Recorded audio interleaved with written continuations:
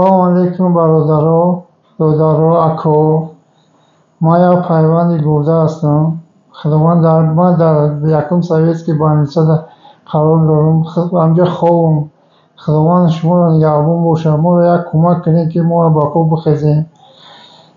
التماس میکنم از شما. یک مادر داشتیم که به دنیا گذشت 10 روزی که در بالای سرمون گریه کنه که شما باور میکنید که ما خیلی کسل هستیم. از شما خواهش میکنم، التماس در حقتان دعا میکنیم انشاءالله.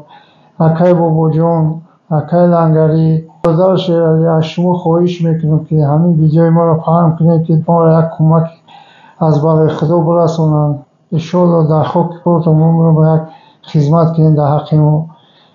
ما هم یک مردیم، با یک خدمتمون میرسه.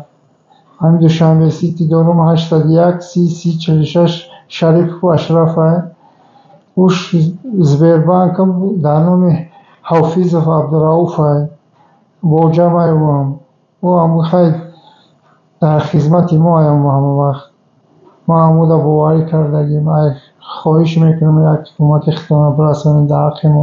التماس یک کمک اختیار برسانید که همین زورم اومده برای همون نمیرسه دیالیزم کنم و پیوش کنم.